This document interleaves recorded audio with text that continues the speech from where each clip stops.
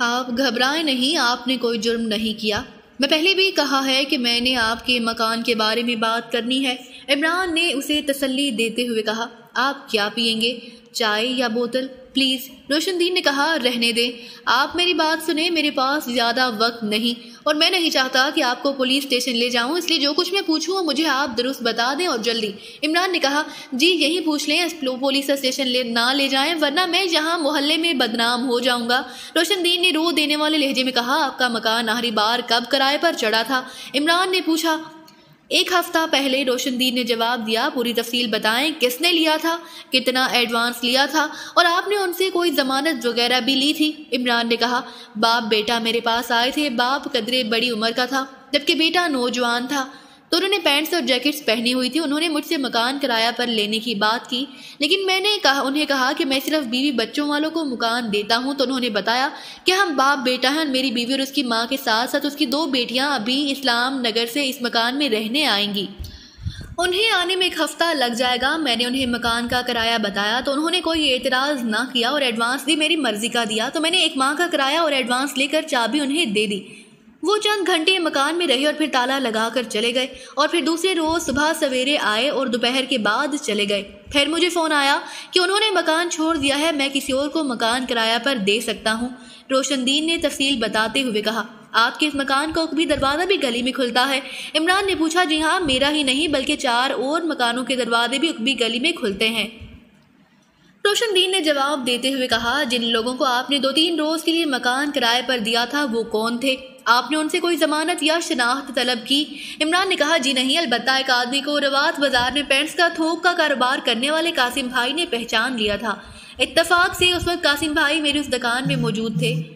وہ مجھ سے بل لینے آئے تھے۔ انہوں نے ان 2 آدمیوں کے جانے کے بعد مجھے کہا کہ ان میں سے لمبے قد والا آدمی جس نے اپنا نام ہادم بتایا تھا ان کے محلے میں رہتا ہے، اس کی شہرت درست نہیں۔ بس اتنی بات ہوئی تھی۔ میں نے انہیں کہا کہ مجھے تو کرایہ اور ایڈوانس سے دلچسپی ہے۔ روشن دین نے جواب دیتے ہوئے کہا، قاسم دین کی دکان کا کیا نام ہے؟ عمران نے پوچھا۔ جی نیشنل پینٹس نام ہے، روات بازار میں۔ روشن دین نے جواب دیا۔ اوکے، بہت شکریہ، عمران نے کہا اور واپس مڑ کر دکان سے اترا اور اس طرف کو چل پڑا جہاں پارکنگ میں اس کی کار موجود تھی۔ اغوا کرنے والوں کی ساری پلاننگ اس پر واضح ہو گئی تھی۔ انہوں نے ایسا مکان کرائے پر لیا تھا جس کا عقبی دروازہ اس بند گلی میں کھلتا تھا۔ پھر جیسے ہی سیٹھ ارشاد کے بیٹے توقیر نے رقم کا بیگ گلی میں رکھا، دروازے کے پیچھے موجود آدمی نے وہ بیگ اٹھایا اور واپس مکان میں چلا گیا اور پھر وہاں سے وہ فرنٹ کے راستے نکل گئے اور کسی کو معلوم بھی نہ ہو سکا۔ تھوڑی دیر بعد عمران اپنی کار میں سوار روات بازار کی طرف بڑھا چلا جا رہا تھا۔ گو اسے اس طرح پولیس کے انداز میں تفتیش کرنے میں خاصی کوفت ہو رہی تھی، لیکن وہ اس بڑے گینگ کا فوری سراغ لگانا چاہتا تھا۔ روات بازار خاصا گنجان آباد بازار تھا۔ اس نے کار ایک کھلی جگہ پر روکی اور پھر نیچے اتر کر وہ بازار کی طرف چل پڑا۔ اس بازار میں تھوک کی دکانیں تھیں اور پھر نیشنل پینٹس کی دکان اس نے تلاش کر لی۔ دکان خاصی بڑی تھی، اس میں 4-5 افراد کام کر رہے تھے۔ ایک بھاری جسم کا آدمی سر پر کپڑے کی گول ٹوپی پہنے ایک چوڑی کرسی پر بیٹھا فون پر کسی سے بات کر رہا تھا۔ باقی افراد کام میں مصروف تھے۔ قاسم صاحب کون ہے؟ عمران نے اندر داخل ہو کر کہا تو ایک آدمی نے کرسی پر بیٹھے ہوئے آدمی کی طرف اشارہ کر دیا۔ اس آدمی نے بھی عمران کی طرف دیکھا، لیکن اس کے چہرے پر لاتعلقی کے تاثرات نمایاں تھے۔ عمران نے آگے بڑھ کر اس کے ہاتھ میں پکڑا ہوا ریسیور جھپٹا اور اسے کریڈل پر رکھ دیا تو وہ آدمی چونک پڑا۔ اس کے چہرے پر بیک وقت حیرت اور غصے کے تاثرات ابھر آئے۔ میرا تعلق خفیہ پولیس سے ہے، سمجھے، اور میرا وقت تم سے زیادہ قیمتی ہے، عمران نے بھاری اور روبدار لہجے میں کہا۔ خفیہ پولیس؟ مگر جناب آئیں بیٹھیں، بلکہ تشریف رکھیں، قاسم نے بری طرح بوکھلائے ہوئے لہجے میں کہا۔ اغوا برائے تاوان کے ایک مقدمے میں تمہارا نام آ رہا ہے، اس سے یہ بھی ہو سکتا ہے کہ تمہیں گرفتار کر کے ہیڈ کوارٹر لے جایا جائے، یا تم ہمارے ساتھ تعاون کرو ورنہ۔ عمران نے ایک بار پھر بھاری اور تحکمانہ لہجے میں کہا تو قاسم کا چہرہ یکلخت زرد پڑ گیا۔ دکان میں کام کرنے والوں کے چہروں پر بھی خوف کے تاثرات ابھر آئے۔ جناب، میں تو کاروباری آدمی ہوں، بازار کے لوگ مجھے جانتے ہیں، میرا نام اور اغوا برائے تاوان میں جناب یہ کیسے ہو سکتا ہے؟ قاسم کی حالت واقعی خراب ہو گئی تھی۔ بابو محلے میں روشن دین کی پینٹس کی دکان دیکھی ہوئی ہے؟ عمران نے کہا اور اسی لمحے ایک آدمی نے ایک طرف موجود کرسی اٹھا کر عمران کے پیچھے رکھ دی اور عمران کرسی پر بیٹھ گیا۔ جی ہاں، ہمارا گاہک ہے، بہت اچھا، شریف اور سیدھا سادھا آدمی ہے، قاسم نے فوراً ہی روشن دین کی تعریف کرتے ہوئے کہا۔ اس نے مکان کرائے پر دیا تھا اور جس وقت اس سلسلے میں بات ہو رہی تھی اس وقت آپ اس کی دکان میں موجود تھے۔ آپ نے ان 2 میں سے ایک آدمی کو پہچان لیا تھا اور روشن دین کو بتایا تھا۔ کہ اس آدمی کا نام ہادم ہے اور یہ آپ کے محلے میں رہتا ہے اور اچھا آدمی نہیں ہے۔ عمران نے کہا جی ہاں کیا ہوا ہے؟ میں نے کہا تھا وہ واقعی محلے میں اچھی نظروں سے نہیں دیکھا جاتا۔ قاسم نے اس بات میں سر ہلاتے ہوئے کہا وہ ہادم اس وقت کہاں مل سکتا ہے؟ پولیس کو اس کی نشاندہی کر دے ورنہ پھر آپ کی کم بختی آ جائے گی۔ عمران نے سرد لہجے میں کہا اب مجھے تو معلوم نہیں ہو سکتا، میں تو صبح سے یہاں ہوں۔ کریم داد سنو، کریم داد، قاسم نے کہا اور پھر وہ ایک آدمی سے مخاطب ہو گیا۔ جی سیٹھ جی۔ اس آدمی نے جیسے کریم داد کہہ کر بلایا گیا تھا چونک کر جواب دیا تم بھی تو ہمارے محلے میں رہتے ہو، تمہیں معلوم ہوگا کہ وہ ہادم موالی اس وقت کہاں ہو سکتا ہے؟ قاسم نے کہا اس نے کہاں جانا ہے سیٹھ جی، یا تو کسی شکار کی تلاش میں ہوگا یا پھر وہ رمزو بابا کے ہوٹل میں ہوگا، گھر تو وہ پچھلی رات کو ہی جاتا ہے، کریم داد نے جواب دیتے ہوئے کہا۔ کیسا شکار؟ عمران نے کریم داد سے مخاطب ہو کر پوچھا۔ بدماشی اور گنڈا گردی کا شکار شریف آدمی ہی ہوتے ہیں، اسلحہ دے کر مال لوٹ لینا، پٹائی کر کے بے ہوش کر دینا اور مال لوٹ لینا گنڈا گردی ہے۔ کریم داد نے منہ بناتے ہوئے کہا چلو مجھ سے ملواؤ اسے، چلو۔ عمران نے اٹھتے ہوئے کہا ہاں کریم داد صاحب کے ساتھ جاؤ۔ قاسم نے بھی شاید اپنی جان بچتے دیکھ کر کہا لیکن جناب میں آپ کو دور سے نشاندہی کرا سکتا ہوں ورنہ اس نے مجھے بعد میں جان سے مار دینا ہے۔ کریم داد نے قدرے خوفزدہ لہجے میں کہا ٹھیک ہے آؤ چلو۔ عمران نے کہا تو کریم داد اس کے ساتھ ہی دکان سے باہر آ گیا۔ کدھر ہے وہ محلہ جہاں وہ رہتا ہے؟ عمران نے پوچھا۔ جناب ہمیں رکشہ یا ٹیکسی میں جانا پڑے گا، یہاں سے کافی دور ہے، راجو محلہ کہلاتا ہے، کریم داد نے جواب دیا۔ ٹھیک ہے میری کار باہر موجود ہے، آؤ، عمران نے کہا اور پھر تھوڑی دیر بعد وہ کار میں سوار کریم داد کی رہنمائی میں راجو محلہ میں بڑا چلا جا رہا تھا۔ یہ سب اندرون شہر کے قدیم محلے تھے، کار یہاں روک دیں، آگے تنگ سڑکیں اور گلیاں ہیں، کریم داد نے کہا تو عمران نے اس بات میں سر ہلا دی اور پھر ایک کھلی جگہ پر اس نے کار روک دی۔ نیچے اتر کر اس نے کار لاک کی اور پھر کریم داد کے ساتھ آگے بڑھ گیا۔ تھوڑی دیر بعد وہ ایک گنجان آباد علاقے میں موجود تھے۔ کریم داد اس سے کافی آگے ہو کر چل رہا تھا۔ یہ ہے جناب بابا رمزو کا ہوٹل۔ جناب وہ سامنے تیسری ٹیبل پر جو گنجے سر اور موٹی گردن والا آدمی بیٹھا ہوا ہے وہی ہادم موالی ہے جناب۔ کریم داد نے ایک طرف اشارہ کرتے ہوئے کہا اس کا مکان کدھر ہے وہ دکھاؤ۔ عمران نے کہا تو کریم داد نے عمران کو اپنے پیچھے آنے کا اشارہ کیا اور پھر ایک گلی کے کنارے پر رک کر اس نے اشارے سے ایک نیم پختہ مکان کی طرف اشارہ کر دیا۔ وہ مکان جس کا دروازہ نیلے رنگ کا ہے؟ کریم داد نے کہا ٹھیک ہے آؤ چلیں، تم کو واپس چھوڑ دوں گا۔ عمران نے کہا تو کریم داد بے اختیار چونک پڑا۔ کیا آپ اسے پکڑیں گے نہیں؟ کریم داد نے چونک کر کہا نہیں یہ کام پولیس کا ہے، میں انہیں رپورٹ دے دوں گا، اس کے بعد وہ جانے اور ان کا کام۔ عمران نے واپس مڑتے ہوئے کہا لیکن کیا ہادم موالی کسی بڑی واردات میں ملوث ہو گیا ہے جو خفیہ پولیس اس کے پیچھے لگ گئی ہے؟ کریم داد نے کہا ارے نہیں، اس سے صرف معلومات حاصل کرنی ہے، وہ خود کسی بڑی واردات میں شامل نہیں ہوا، اسے صرف معلومات حاصل ہیں۔ عمران نے کہا تو کریم داد نے اس انداز میں سر ہلا دیا جیسے عمران کی بات سن کر اسے خاصی مایوسی ہوئی ہو۔ تھوڑی دیر بعد عمران کار تک پہنچ گیا، اس نے کریم داد کو کار میں بٹھایا اور پھر اسے رواد بازار کے قریب کار سے اتارا اور کار آگے بڑھا دی۔ اب اسے پبلک فون کی تلاش تھی تاکہ فون کر کے جوانہ کو بلا کر اس ہادم موالی کو رانا ہاؤس لے جایا جا سکے۔ صالحہ ان دنوں اپنی ذاتی کوٹھی کی بجائے ایک لگژری پلازا کے فلیٹ میں رہ رہی تھی۔ وہ اکثر ایسا کرتی رہتی تھی، کبھی ذاتی کوٹھی میں شفٹ ہو جاتی تھی اور کبھی کسی کرائے کے فلیٹ میں۔ وہ فلیٹ میں بیٹھی ٹی وی دیکھ رہی تھی کہ فون کی گھنٹی بج اٹھی تو صالحہ نے ہاتھ بڑھا کر ریسیور اٹھا لیا اور اپنا نام بتایا۔ ہیلو صالحہ کیسی ہو؟ دوسری طرف سے ایک شفقت بھری آواز سنائی دی تو صالحہ بے اختیار اچھل پڑی۔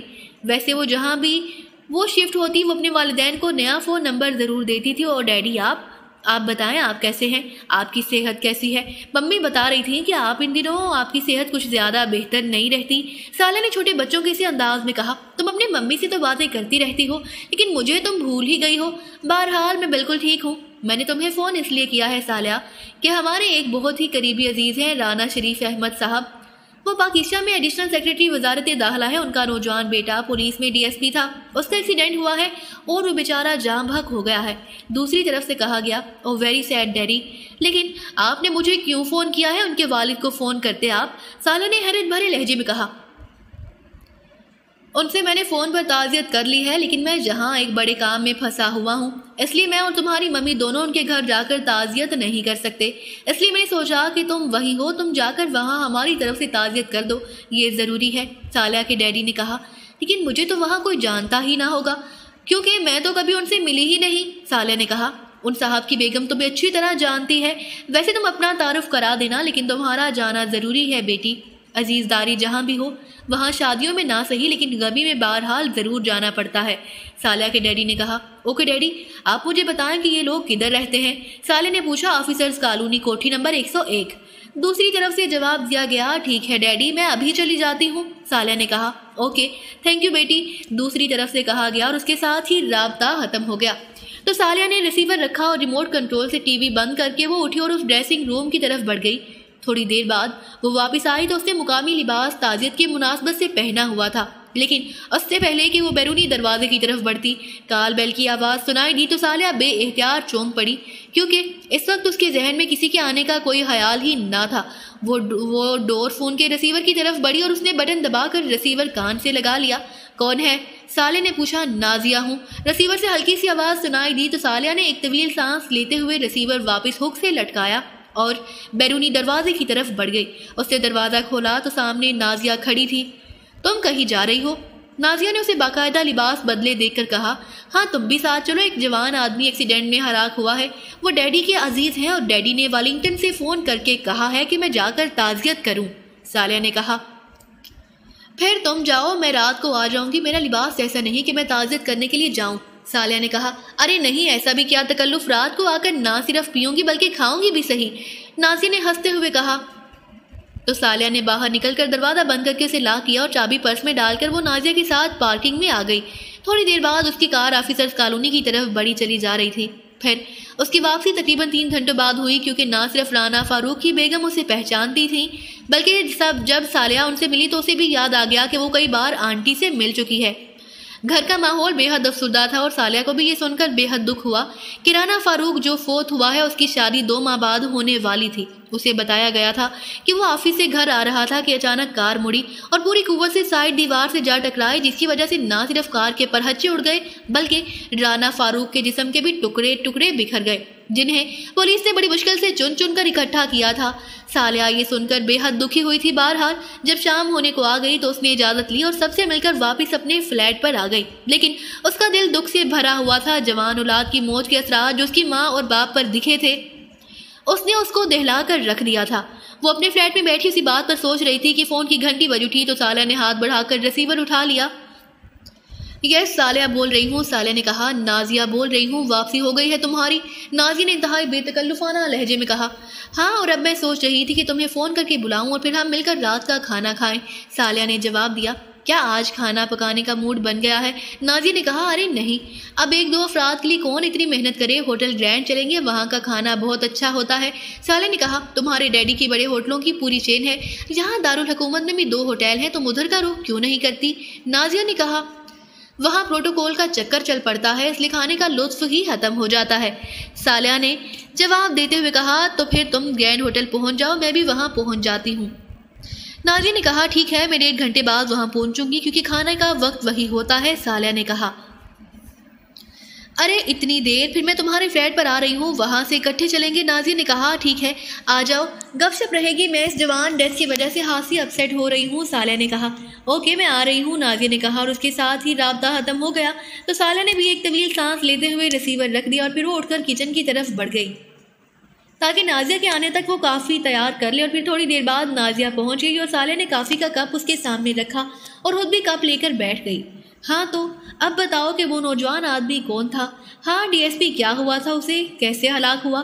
نازیہ نے کہا۔ اس کا نام رانا فاروق تھا، 2 ماہ بعد اس کی شادی طے تھی، بس موت نے آ لیا اسے۔ وہ کار خاصی تیز رفتاری سے چلا رہا تھا کہ اچانک کار مڑی اور پھر پوری رفتار اور قوت سے دیوار سے ٹکرا گئی، کار کے بھی پرہچے اڑ گئے اور رانا فاروق کے بھی۔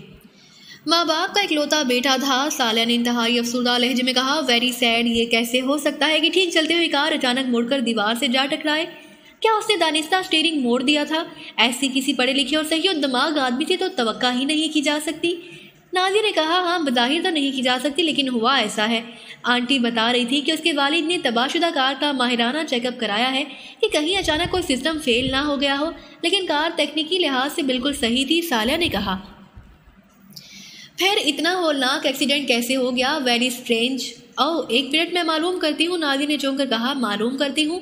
کدھر سے اور کس سے؟ سالیہ نے چونک کر کہا۔ اخبار کی کرائم رپورٹر مشہدی سے، وہ بے حد ذہین آدمی ہے، وہ اس بارے میں صحیح رپورٹ دے گا۔ نازیہ نے کہا اور اس کے ساتھ اس نے ریسیور اٹھایا اور تیزی سے نمبر پریس کرنے شروع کر دیے۔